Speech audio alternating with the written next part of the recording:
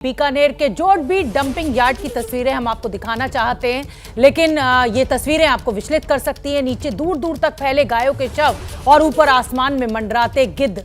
ये तस्वीर देखकर आपका भी दिल सहम जाएगा। दरअसल इस इलाके का विकास गिद्ध संरक्षण एरिया के तौर पर किया गया है। पिछले 50 सालों से यहां मृत पशुओं को लेकर ठेके दिए जाते हैं। हर रोज यहां 100 से ज्यादा मृत पशु लाए जाते हैं और यही वजह है कि करीब 5 किलोमीटर के दायरे में दुर्गंध फैली रहती है। बीकानेर का यह डंपिंग यार्ड काफी लंबे समय से बना हुआ है, लेकिन यहां लंपी से मरे पशुओं को लाने का जिम्मेदार आखिर कौन है? नगर निगम प्रशासन की यह गलती है या फिर ठेकेदार इसके लिए जिम्मेदार हैं? नगर निगम का कहना है कि लंपी से मरे पशुओं के शवों के निस्तारण के लिए पहले से ही निर्देश दिए गए थे, लेकिन ये लापरवाही की तस्वीरें अब सामने आने के बाद प्रशासन में हड़कंप मचा हुआ है। नगर निगम आयुक्त का कहना है कि लंपी से मरे पशुओं को डंपिंग यार्ड की जगह दूसरी जगहों पर जमीन में दबाया जा रहा है, लेकिन ये तस्वीरें तो कुछ और ही बयान कर रही हैं। आप देख सकते हैं कि कैसे मरी हुई जो गायें हैं वो इधर उधर फैली हुई हैं, बदबू फैल रही है। किसी तरीके का कोई प्रिकॉशन नहीं लिया गया है।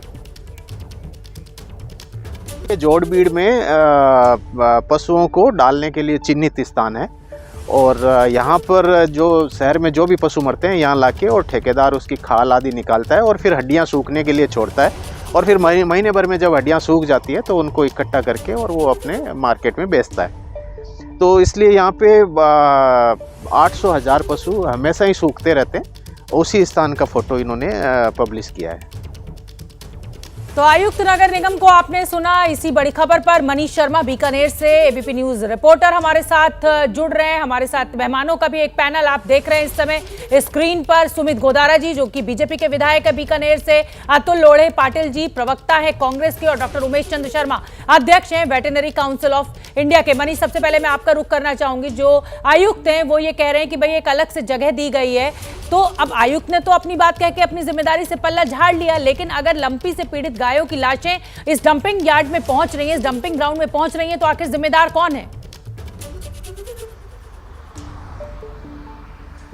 शोभना, इसमें तो कोई दो राय है ही नहीं कि नगर निगम आयुक्त इसके लिए सर्वाधिक जिम्मेदार व्यक्ति हैं, क्योंकि इस तरीके का काम सीधे तौर पर नगर निगम के अधीन आता है। अब अगर नगर निगम आयुक्त की बात को कुछ देर के लिए मान भी लिया जाए कि केवल मृत पशुओं को यहाँ लाया जाता है, लेकिन ये तस्वीर झूठ नहीं बोल रही। तस्वीर में जो मृत गायों की संख्या है वो खुद नगर निगम के जो आयुक्त महोदय बता रहे हैं उससे कई गुना ज्यादा है। इस पूरे इलाके में 5 किलोमीटर तक जिस प्रकार मृत गायों के शव पड़े हैं, उससे ये बात बिल्कुल साफ होती है कि लंपी से पीड़ित और संक्रमित गायों को यहाँ लाकर पटका जा रहा है, जिससे कि और ज्यादा संभावना है कि दूसरी कई बीमारियां फैल जाएं।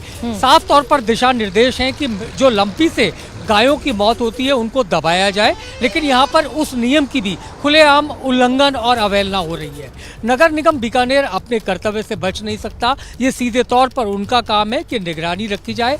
मृत पशुओं की आड़ में यदि लंपी पीड़ित गायों को यहाँ लाया जाता है तो इससे बड़ी एक लापरवाही हो ही नहीं सकती। जी शोभना। ठीक है मनीषा, बने रहिए। तो लोढ़े पाटिल साहब प्रवक्ता है कांग्रेस के, और राजस्थान में क्योंकि कांग्रेस की सरकार है तो सवाल उन्हीं से पूछा जाएगा। अतुल लोढ़े पाटिल साहब, कौन जिम्मेदार?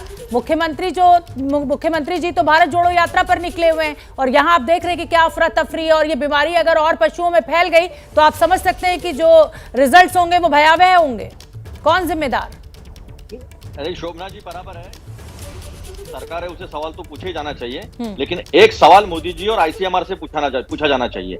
2020 में जब ताइवान में लंपी डिसीज पहली बार आया था, काफी गायों की वहां मौत हुई थी, वहां पर एक वैक्सीन का निजात हुआ है, का इंडियन वर्जन अब तक आया नहीं है, उसी चल रहा। हम क्या कर रहे हैं अभी, उनको जो वैक्सीन दी जा रही है वो गोट पॉक्स और शीप पॉक्स जो है वो वैक्सीन दे रहे जो कारगर साबित नहीं हो रही है। तो सबसे पहले गायों को बचाना जरूरी है और उसके लिए वैक्सीन जरूरी है, और वो वैक्सीन बनाएगी आईसीएमआर। तो आईसीएमआर ने ताइवान से कोऑर्डिनेट करके वैक्सीन अगर अवेलेबल करती होती तो इतनी मौतें होती नहीं। अब नगर निगम ने अगर कुछ चूक की है तो उसकी इंक्वायरी करके उन्हें सजा दी जाएगी। और दूसरी बात रही, आप दूध का भी बता रहे हैं, तो थोड़ा सा ये भी बता दो, जीएसटी से हटा दे। बच्चों का दूध है, वो बच्चे दूध पीते हैं, सस्ता होना चाहिए, तो ये भी बात होनी चाहिए ना। ये तो बात होती नहीं है। जैसे ही घड़ी का काटा दोपहर 2:30 पे आए, बबीता जी का दिल सास बहू साजिश के लिए मचल जाए। और ये है इनकी बहू, पूरे दिन ऑफिस की टेंशन हो जाए गॉन जब ये करें अपना फेवरेट शो फ्री टाइम पे ऑन। इनकी तरह आप भी देखिए अपना फेवरेट शो अपने टाइम पर और डाउनलोड कीजिए एबीपी लाइव ऐप अपने स्मार्ट टीवी पर।